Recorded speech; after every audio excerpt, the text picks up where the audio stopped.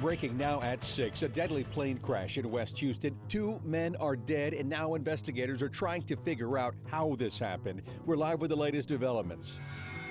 Travis Scott breaks his silence on the Astroworld tragedy, speaking publicly for the first time in more than a month. Tonight, attorneys representing the victims respond to his interview. I couldn't believe it. My stomach dropped. A group chat amongst white teens about prom escalates to racist comments, and now black students at a Wharton County school fear for their safety. We're talking to worried parents and getting answers from the school district. A small business owner files a lawsuit over Pasadena's parking requirements, saying it's hurting small business. We have new details on the lawsuit. But we begin with that breaking news. 2 people dead after a plane crash into a field in West Harris County. It happened just south of Katy Freeway. We want to give you a map view of what we're talking about. That is where ABC13 Stefania Coley has been all afternoon. And Stefania, what can you tell us? Eric and Gina, good evening. We know that there are 2 people who died in this plane crash. I'm told by DPS authorities here on the scene that it was 2 men, and we actually learned a short while ago that this plane, they've actually been searching for it since last night. We're told it took off from West Houston Airport at about 7:50 p.m. The FAA lost track of it maybe 10 minutes later. A crew from West Houston Airport actually went up in the air to search for the aircraft and these 2 men, but the fog was so dense on the ground that they could not search any longer. Today, back in the air, we're told that Harris County Sheriff's Office did locate the plane. And it's pretty dark here now, so we'll show you some video from the scene. In the middle of a dense field here off of Barker Cypress and I-10 is where they found that plane crash. You can see the wreckage there in the middle of that field. And we're told that it was 2 men who were on board when that plane went down. Both of them were found dead. I'm told that they're from Rogers, Arkansas, and they were actually flying the plane from West Houston Airport to Pearland. They obviously never made it there. We are still working to learn more about who exactly these men were, and of course the FAA will take some time to look into what caused the plane to go down. So that's another investigation that we're going to follow here. We hope to hear from DPS soon and have another update for you coming up on ABC 13 News at 10 p.m. Right now, that is the latest here in West Harris County. I'm Stefania Coley, ABC 13 Eyewitness News. Stefania, thank you. Well, we have had a few plane crashes happen in Southeast Texas since October. It was exactly 1 week ago that a small plane landed on Highway 59 just north of Cleveland after the plane's power went out while it was 6,000 feet in the air. The nose of that aircraft clipped an SUV, but miraculously, no one in the plane nor on the ground was hurt. Then on October 30th, crews were called to an emergency landing just east of the LaPorte Municipal Airport when a small single-engine plane experienced a mechanical failure. The pilot was the only person on board and was able to land that plane not far from the airport. The pilot was not injured. The airplane did, however, strike some utility lines as it landed. And then 2 weeks before that, a plane heading to Boston for an ALCS game rolled through a fence and caught fire in a field while trying to take off from Houston Executive Airport. All 21 people on board made it out safely. Federal investigators later said the flight controls that maneuver the tail wing were jammed, preventing the plane from taking off. Well, it's been more than a month since the Astroworld tragedy, and now rapper Travis Scott is breaking his silence on what happened. So in a new interview, Scott said that the horror that unfolded at NRG Park hurts him, hurts the community, and hurts the city, and that he's working to find out exactly what happened at the concert. ABC 13 Steve Campion has more. Before we talk about Travis Scott's new interview on the Astroworld tragedy, let's remember all the lives lost. These are their faces. The youngest victim, a 9-year-old boy. A crowd surge killed 10 people at Energy Park as the rapper performed on stage last month. Today, in an interview with Charlemagne the God posted on YouTube, Scott spoke directly to those grieving families. I'll say to them that I'm always here, and that I'm in this with you guys, and I love you, and I'll always, be there to help you guys heal through this. In the lengthy conversation, Scott didn't take any responsibility for the deaths.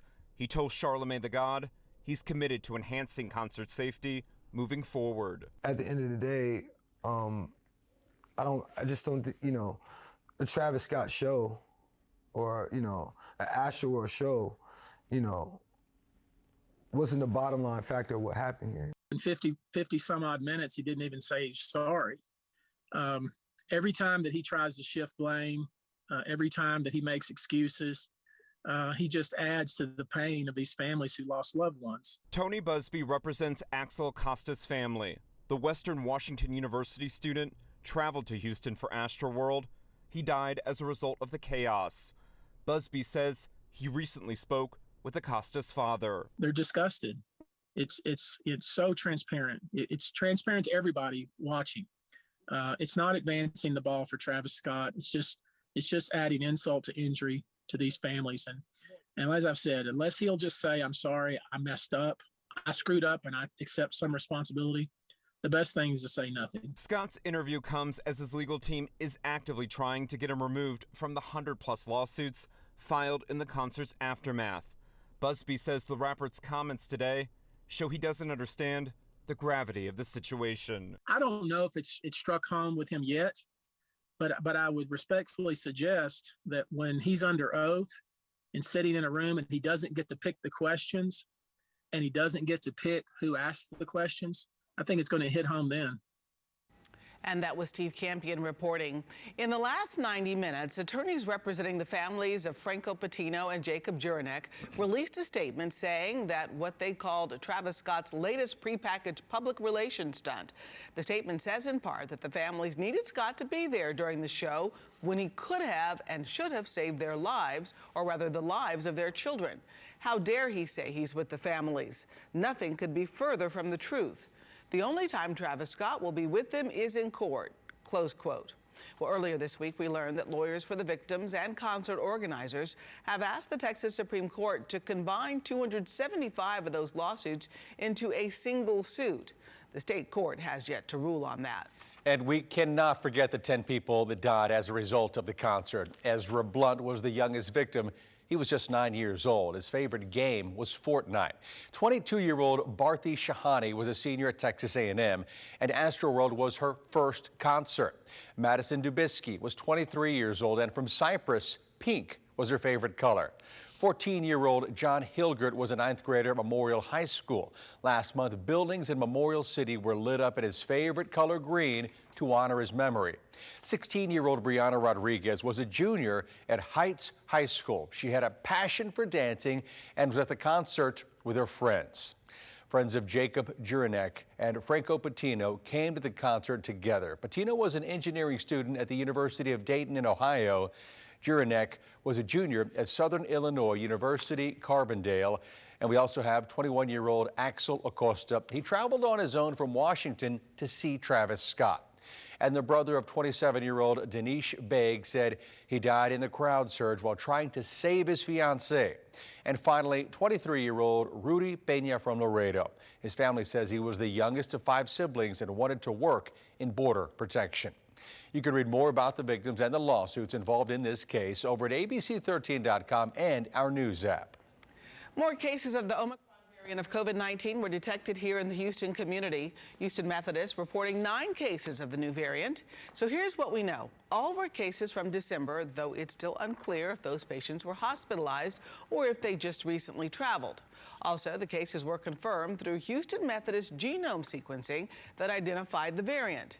There are still a lot of things we don't know about how severe this new variant is, but here is what health officials told us about where the people with these cases live. These patients are not clustered in any particular neighborhood. They're really from all over Houston. And so what that means to us is that the Omicron variant is here. No further details about the patients were released due to privacy laws. But in the meantime, the doctor told us you should get vaccinated. You should get your booster if it's time for it. And you should be masking up in public now so that you can stay as healthy as possible. He's also reminding everybody that we are in the middle of flu season, and your flu shot is also an important defense against any illness. As for the overall COVID-19 case trends in Texas, the average number of new cases, hospitalizations, and deaths are also increasing since last week. Some good news, however, is the number of vaccinations in our state also continues to increase. As for how many eligible Texans are getting vaccinated, the latest data from state health officials shows that nearly 70% of Texans over the age of 5 have had one dose. 60% are fully vaccinated, and 3.4 million people have gotten their booster shot. Today, the FDA authorized the Pfizer booster shot for older teens, which means that teens as young as 16 years old can now get that third shot. Boosters were previously okayed for ages 18 and up.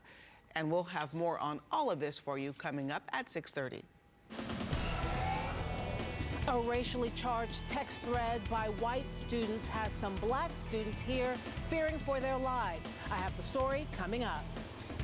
Also this evening, power companies prepare for winter. A look at how one energy generator says it's ready for the next freeze.